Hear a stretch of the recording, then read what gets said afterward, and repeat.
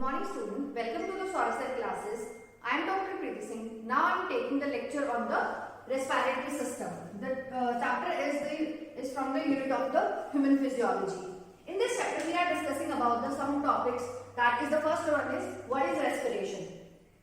In the respiration, what we are discussing about the O2 and CO2 exchange.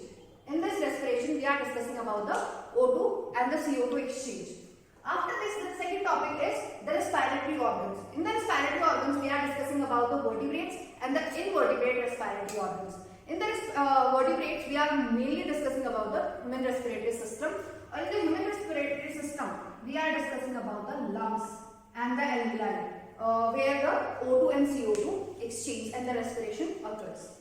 After this, we are discussing about the mechanism of breathing. In the mechanism of breathing, we are discussing about the two things that there are in the respiratory system two type of mechanism occurs. That is, first one is the inspiration and second one is the expiration.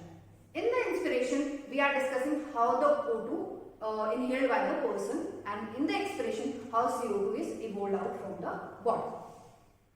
Now after this, the exchange of the gases. In the exchange of gases, or you can say the transport of the gases, exchange of gases in the O2 and CO2, we are discussing about this and how this is occur. This is occur due to the pressure gradient. There is a difference between the pressure gradient and the exchange of the CO2 and O2 occurs. In the transport of gases, we are discussing about the saturation point. In this, we are discussing about the Bohr effect and the CO2, how the CO2 enter into the outside the body. Now, the next point is the regulation of the respiration. We are discussing about how the brain affect the respiratory system, or what organ help in the regulation of the respiration. And the last one is about the disorders like asthma, emphysema. These are the most common disorders about the respiratory system. So basically, first topic, that is what is the respiration. Now we are discussing about the what is respiration. The definition of the respiration: the process of exchange of O2 from the environment and the CO2 is produced by the cells. This is known as breathing. This is the most common definition, that is the exchange of O2 and the CO2. So this is the main definition. After this, we are discussing about the respiratory organs. In the respiratory organs, we have already discussed that we are discussing about the vertebrates and the invertebrates. In the invertebrates, we are having the lower invertebrates and the upper invertebrates. In the lower invertebrates like sponges, coelentrates, Tinogena, these are the organisms that show their respiration by the simple diffusion. After this, the one example, that is the earthworm and the insect. These are the two examples of the upper invertebrates. The earthworm, this is show their respiration through the most cuticle skin surface, or you can say by the skin. And now in the insects, the insect use their respiration or exchange the O2 and CO2 with the help of the tracheal tubes. Now we are discussing about the two main organs, that is the gills and the lungs. In the mainly we are discussing about that in the aquatic animals, we are using this for the respiration. These animals using their gills for the respiration. For example, fishes, the first most important example. Second is the aquatic arthropods. Fishes, aquatic arthropods and the mollusks. These are the examples where the respiratory organ is gills. After this second example is, you can say the second organ is the lung. In the lung, the first one, that is the reptiles, apes and mammals. These three examples that show that use their organ for the respiration, that is the lung. After this, one example, that is the amphibians, or in the amphibians we are mainly focused on the frog. The frog show the respiration with the help of most cutaneous skin, you can say the cutaneous respiration shown by the frog. Now we are discussing about the human respiratory system with the help of the diagram.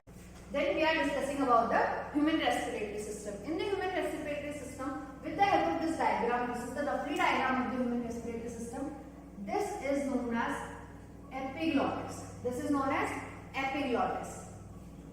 This is known as larynx, and this is known as trachea.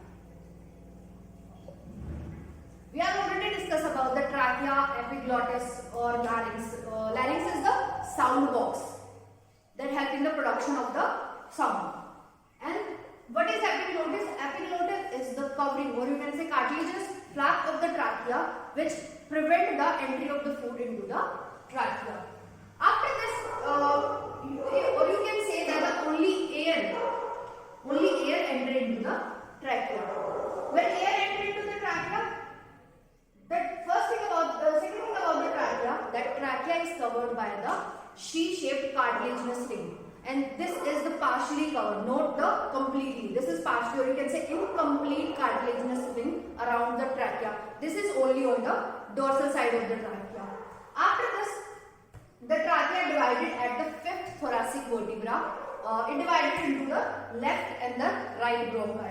After the left bronchi, the bronchi have their own primary, secondary, tertiary bronchi and the bronchioles, and finally end with this alveolar vascular shape size structures. This is known as alveoli. This is known as alveoli.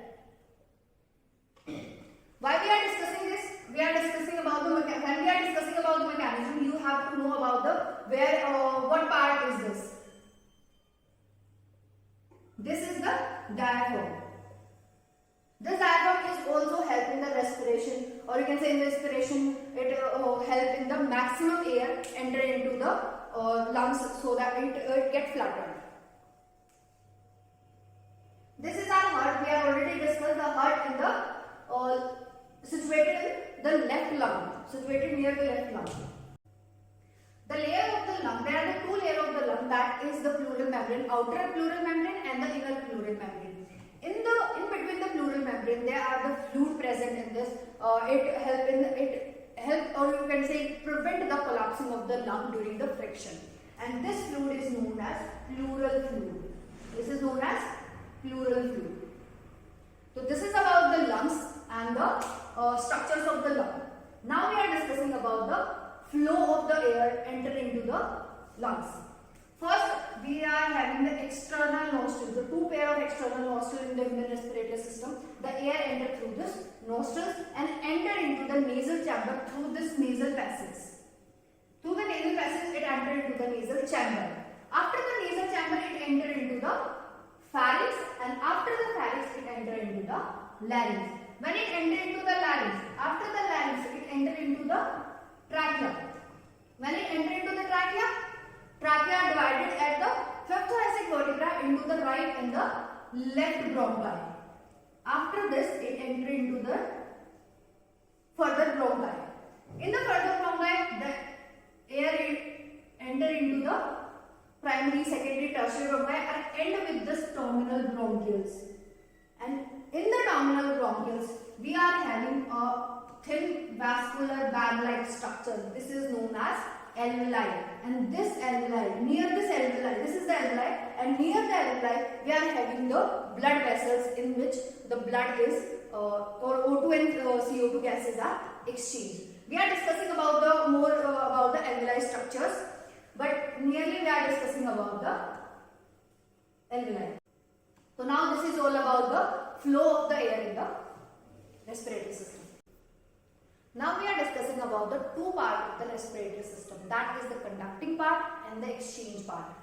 From the nostril to the terminal bronchioles, this part is known as conducting part, and alveoli to the blood vessels, alveoli or to the blood vessels, this is known as the exchange part, and this is the actual size of the O2 and CO2.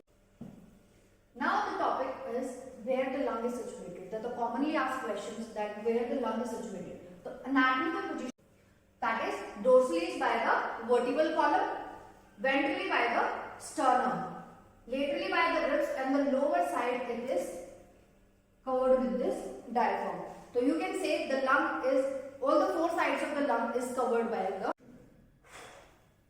Now we are discussing about the step of the respiration, the 5 steps present in the respiration. In the first step, we are discussing about the, or you can say we are already discussed about the breathing. In the what is breathing? Breathing, the process of exchange of O2 from the atmosphere and the CO2 from the, or we can normally say that the O2 is inhaled by the nostrils.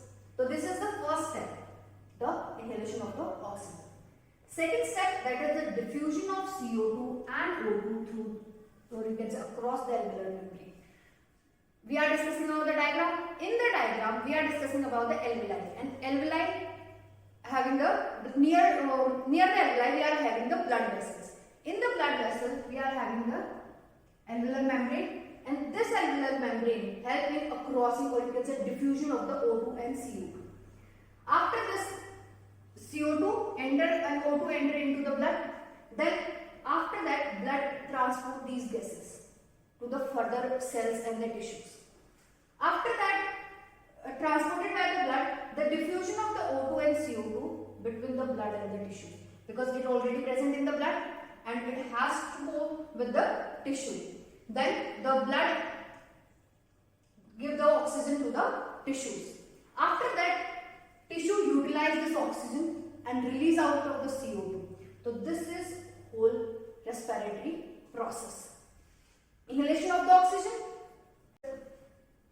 The first we are just normally inhale the oxygen. After that, it across the alveolar membrane and diffusion occurs. After this, the transport of the transport by the blood, and then the diffusion through the blood and the tissues, and last one, the utilization of oxygen by the. Now we are discussing about the mechanism of breathing.